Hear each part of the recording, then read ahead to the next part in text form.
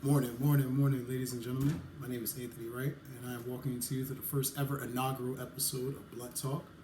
This show is a brand new show to YouTube. It's actually my first time ever doing a podcast, so my first time ever coming to YouTube. This show is going to be a sports talk podcast. It's going to be a little bit different than what you're customarily used to as far as a sports talk podcast. First of all, the name of the show is going to be called Blunt Talk. So whenever you go to like, share, subscribe, look for Blunt Talk on YouTube. The emphasis and point of our show ultimately is to talk about the sports topics that are paramount today in the industry, whether it's NFL news, college football news, basketball news. We're going to be addressing it, whether it's drafts, free agencies, trades, NIL deals. We're going to be touching every last one of those topics and issues. I thank you so much, guys, for just giving me this opportunity and wanting to be able to listen. And like, share, and subscribe. Blunt Talk. To start off, we're going to do a segment that I've done a lot of homework on, a lot of preparation on. It is called 32 teams in 13 days. The draft is fast approaching. We're at a point now where ultimately teams are already finaling up. They pretty much have their final boards and draft boards already situated. Maybe some last minute things that may arise, but ultimately the teams are kind of prepped and ready to go.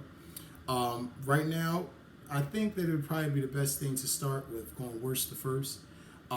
Typically, you're usually starting off with the worst teams going into the best. And obviously, that would mean the Carolina Panthers, who had a dreadful, and I mean fucking dreadful season last year. 2-15, very rough year.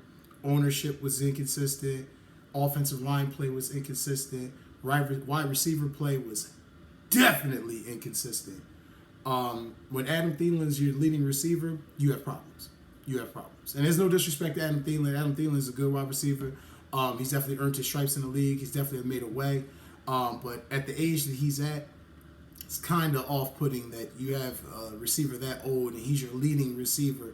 And I just really didn't feel like Tepper and the guys really got Bryce Young the help that he needed last season to really be, great and to really execute at a high level. I really felt like, the offensive line play was terrible. They got Terrence Marshall, but Laviska Shenault, Hayden Hurst didn't work out. It was a lot of things that it was just a clusterfuck last year. It just didn't go right.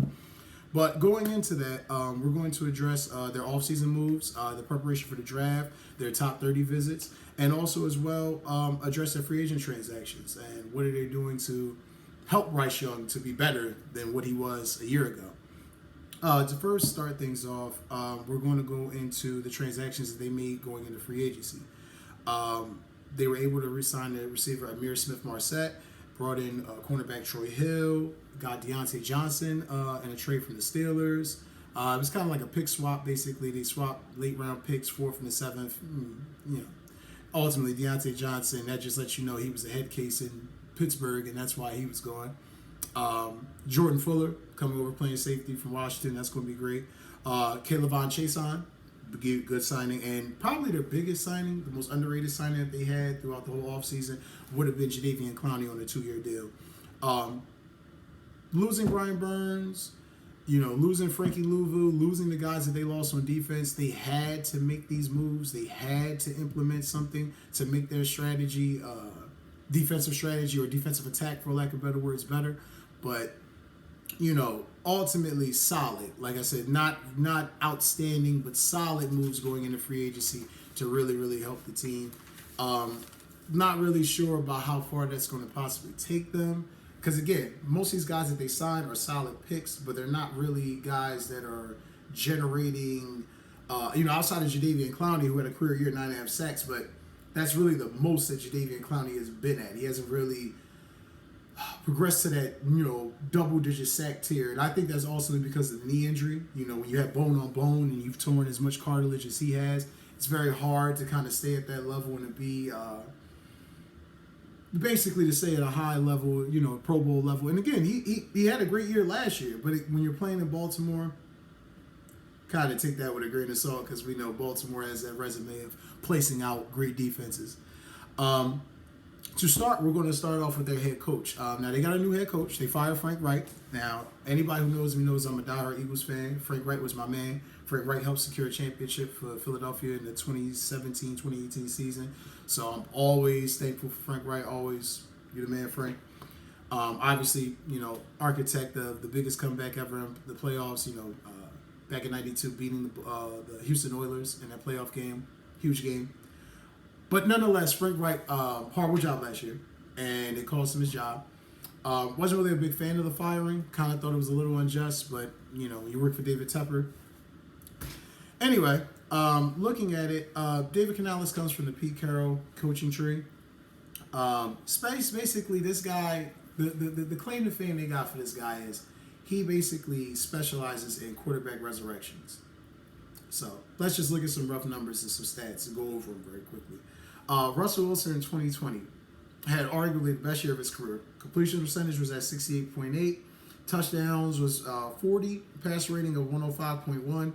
It's clearly the best year that Russell Wilson had as a quarterback. David Canales got that out of him, and it was great. It was phenomenal. Didn't result into the wins that they had, in the postseason that they wanted, but solid year. 2022, actually, excuse me, 2020.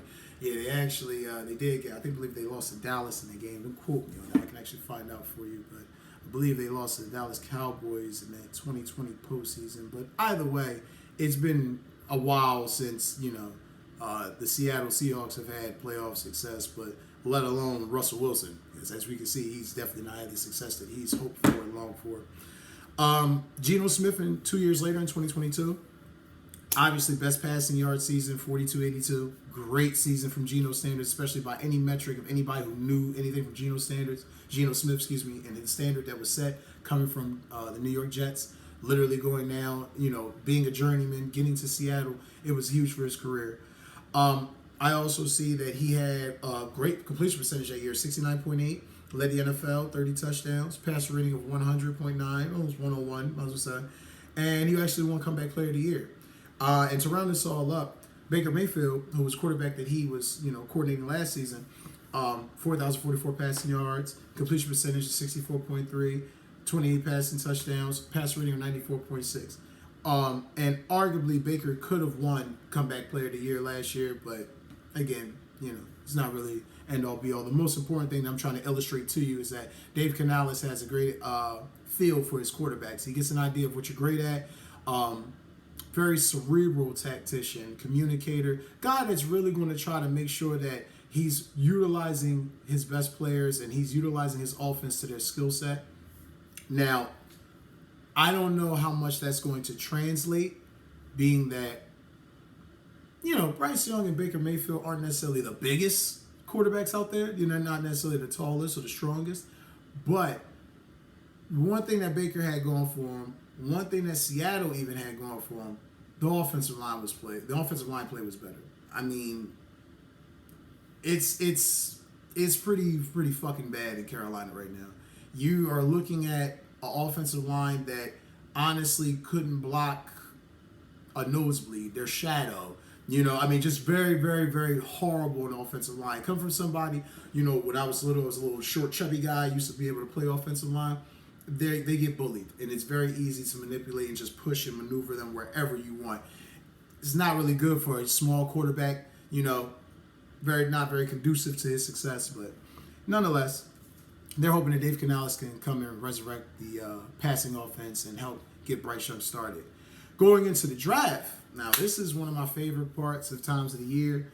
I tend to get caught up a lot with the draft. I tend to believe that the draft is Christmas, because it's dope to see guys get the opportunity and get a chance to be successful and live out their dreams. But more importantly than that, it's a chance for us to really sit back, and I like to be able to look at a draft record from let's say 2022, which I argue 2022 had arguably the greatest quarterback class within the past 5 to 10 years. You had Tua, Justin Herbert, Jalen Hurts, Jordan Love. You had guys that, were just, we didn't know, you always think 2020, that draft, COVID year, you kind of don't really know how guys are going to come out. My Eagles were horrible that year. The Packers, Aaron Rodgers coming off MVP season, so nobody expected them to grab Jordan Love.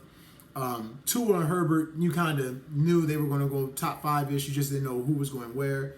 I think both teams are pretty much okay with those picks, even though I'm more of a fan of Justin Herbert than Tua. And obviously Joe Burrow has just been fucking phenomenal. I mean, he's literally... the Bengals wouldn't even be relevant if he wasn't there. So let's just consider that for what it is. But anyway, going further, I have gone through an immense list of the Panthers draft tracker and visits, pretty much 30-day visits that they've had leading into the draft. A lot of top prospects. The list that I'm providing to you has been provided by All Panthers FN from Sports Illustrated. It's an affiliated website. Shout out to the guys there. They did this work kind of about a month or so ago, so they really were putting in the work and the time. I'm just more or less piggybacking.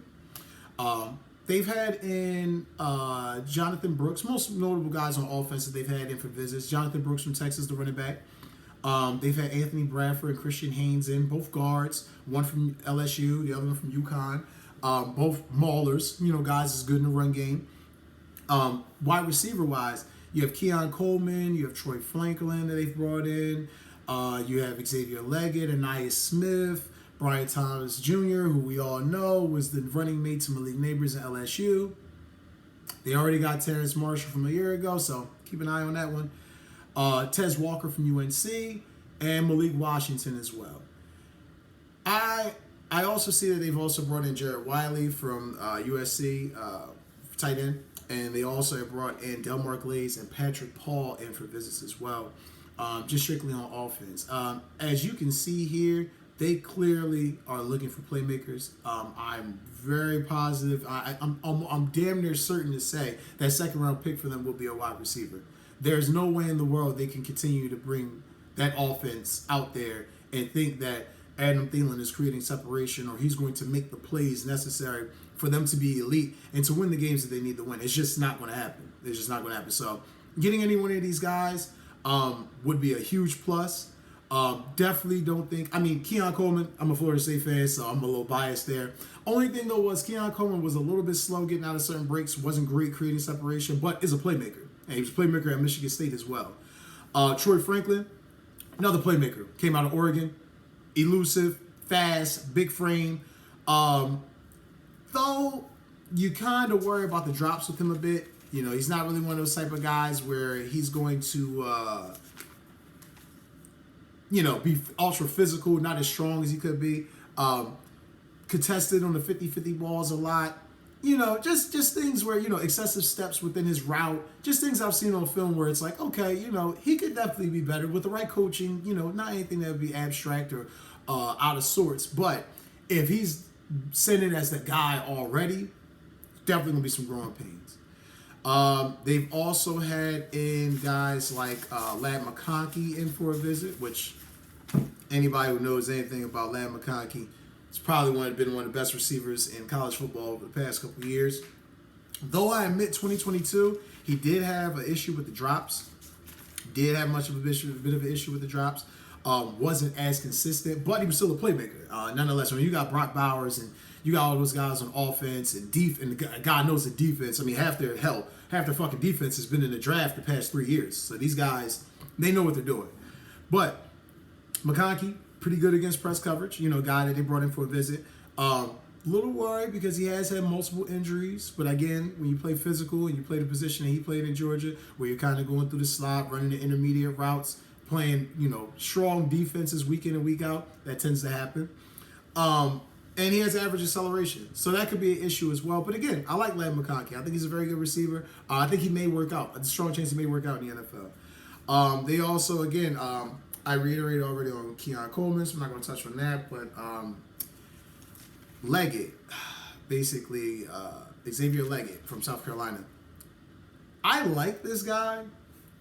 Kind of reminds me of a poor man's A.J. Brown. But, struggles with press coverage, rushes through his routes, needs more work on the release. So that's more or less, again, fine-tuning. And again, a lot of these guys that they've had in for visits, whether it's Keon Coleman, Xavier Leggett, Ladd McConkey, Troy Franklin, I mean, these are all guys, that are decent in size, where you're talking 6'2", 2 and some change. You know what I mean? Not guys that you're just going to be able to muscle. They see that clearly. They want to try to get Bryce Young big, athletic, fast receivers. They want to try to spread it out, open the offense up. And again, I think that we will see an improvement from this team this year. I tend to think that when you're looking at them and how they play, there's no way they could be worse than what they were last year. There's no way. I mean, that was just pretty fucking abysmal. Like it wasn't great. So again, liking what they're going, like some of the prospects they're looking at. Ultimately, I kind of feel like that they're heading in the right direction. Still need a lot of work. I mean, they're nowhere near what they need to be a contender. Looking at the NFC South, I mean, they're easily the worst team in the division. Maybe the Saints, but again, Saints healthy. I mean, even with the year the Saints had last year, they won 9 games. So if they're better, if they're healthier, maybe the Saints win more games. But ultimately, Carolina, like I said, I'm not going to do any predictions or anything like that. I'll save all of that for after the draft. I'll do a pretty much teams in review for after the draft for all 32 teams, looking at their draft, post-free agency moves, waiver wire moves, and just get a gauge of what we think they might be doing going into the next season. My next team, and that will help me going into this segment, which is the 32 teams in 13 days, would be the number 2 worst team in the NFL last year, which would have been the Washington Commanders.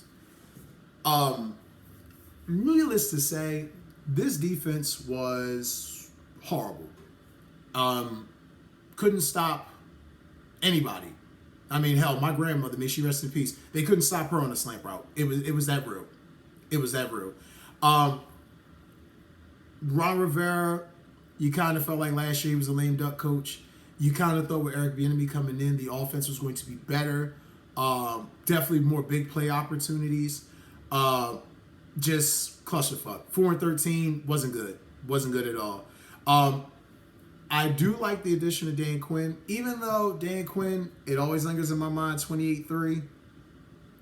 And I know Kyle Shanahan kind of gets the credit for that. I know they're synonymous with that, but ultimately, I just kind of feel like Dan Quinn, he gets guys motivated. He'll get a team better. Your team's not getting over the hump with Dan Quinn. I mean, he had Matt Ryan, Julio Jones, Kyle Shanahan, and he couldn't maintain a 28-3 lead in a Super Bowl. So, let alone me to think that he's actually going to,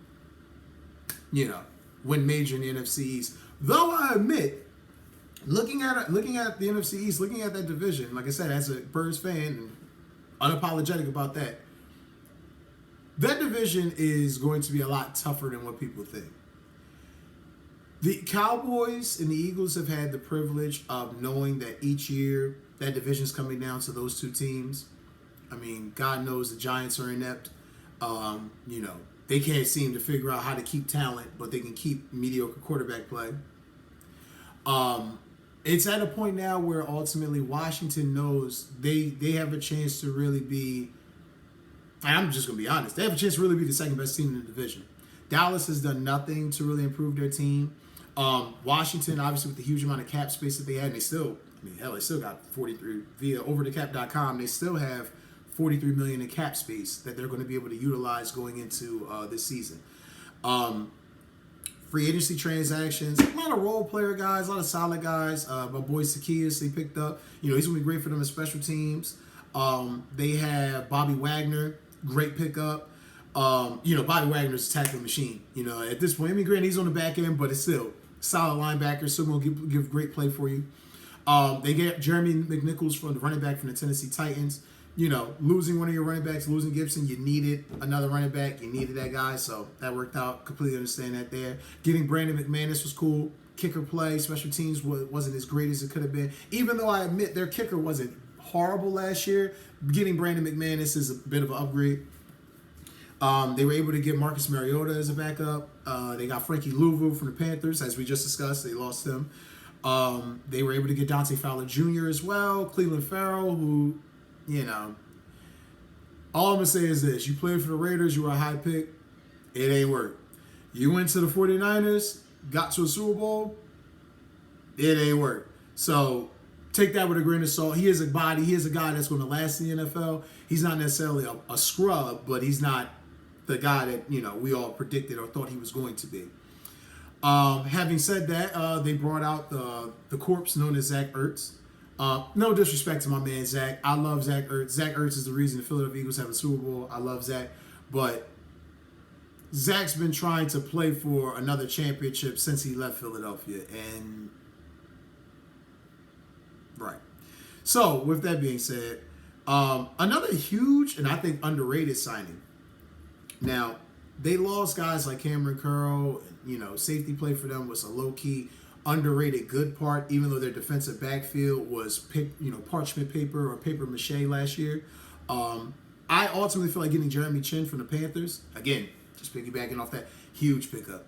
Jeremy Chin is not he's not the average household name that most people are accustomed to, but at the end of the day, it's at a point now where ultimately Jeremy Chin's going to improve that defense. Again, a lot of the moves, even getting Tyler Biadasz from the Cowboys as a center on offense, it all makes sense.